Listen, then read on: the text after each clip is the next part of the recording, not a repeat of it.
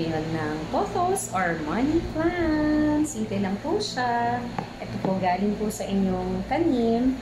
Magkakat lang po tayo ng mga 2 to 3 inches na ito po yung may kasamang nodes na dahil dito po tutubo ang kanilang mga ugat. So, ito po, i-cut po siya.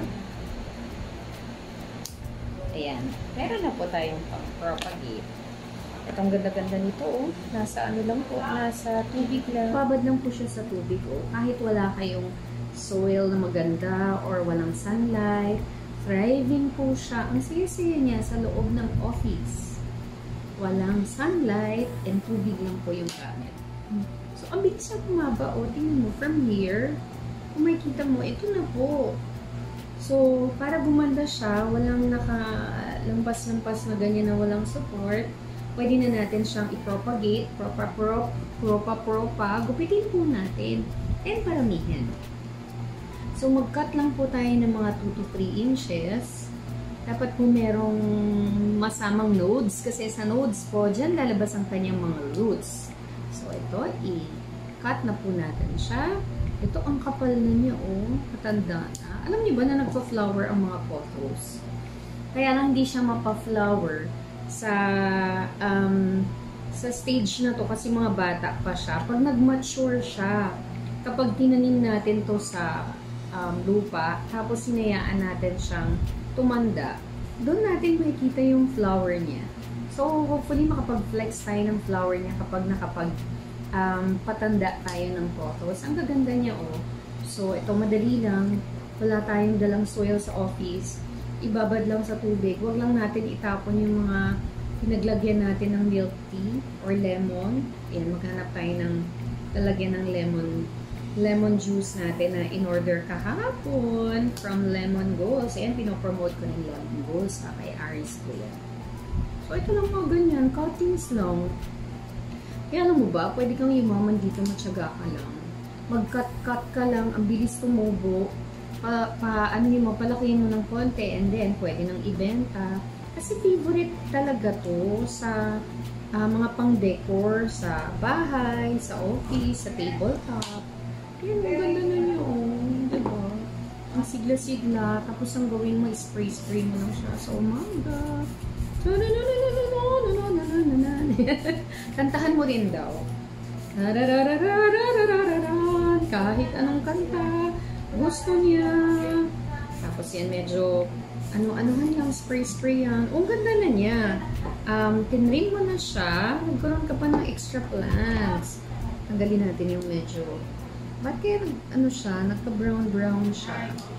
Baka hindi na palitan ng tubig. Papalitan din natin siya ng tubig every ilang days para masigla na ulit siya. Ang ganda niyo, oh. Ito yung classic na pothos.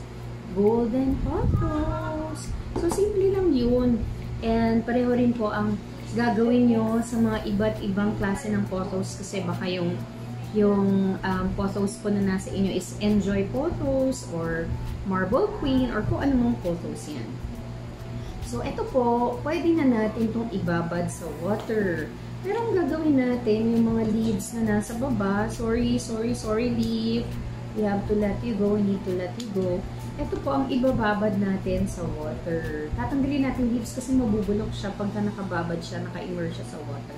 So, ito lang ang kapag-stain natin. Yung mga nodes, kailangan lang in contact siya with water. Tingnan nyo naman, ang aking napropa dito, actually si Ate Michelle.